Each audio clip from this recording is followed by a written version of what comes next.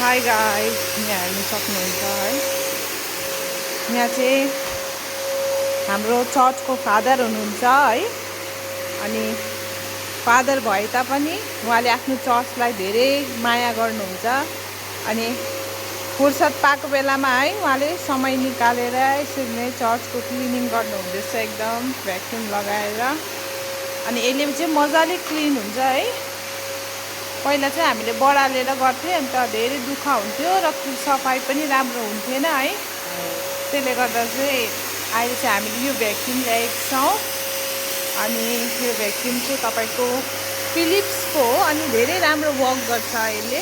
अनि तपाईँहरूलाई पनि हामी सजेस्ट गर्छौँ, जसको चर्च, जसको अब कमिटी हलहरूदेखि लिएर यस्तो केही कुरोहरू छ भने तपाईँले युज गर्नु सक्नुहुन्छ। अनि यो चाहिँ हाम्रो चर्च हो, तपाईँले देख्नु सक्नुहुन्छ। माथि यहाँ भत्किरहेको छ है। अनि अब योहरू सिलिङहरू यो डल्लै हेर्नु न भत्किरहेको छ, कस्तो माया लाग्दो भएको छ है। अनि यो सबै रिपेयर गर्नुपर्ने छ। अनि बिस्तारै बिस्तारै हामी गर्नेछौँ। अनि यसरी हेर्नुहोस्, माकुराको जालोहरूदेखि लिएर सबै कुरो मजाले क्लिन हुन्छ है यसले एकदम।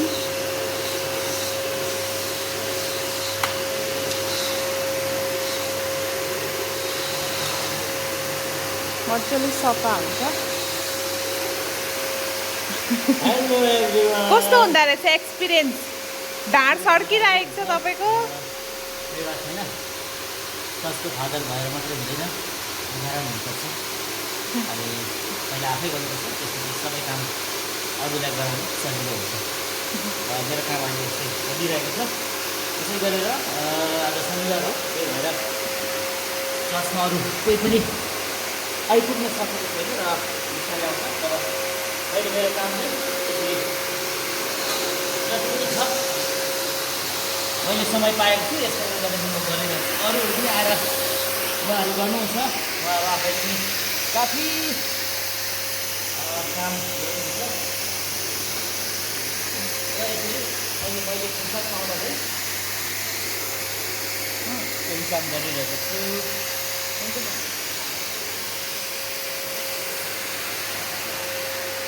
ल हुन्छ, यो सानो भिडियोलाई म यहीँ राख्दैछु है। तपाईँहरूलाई God bless you all.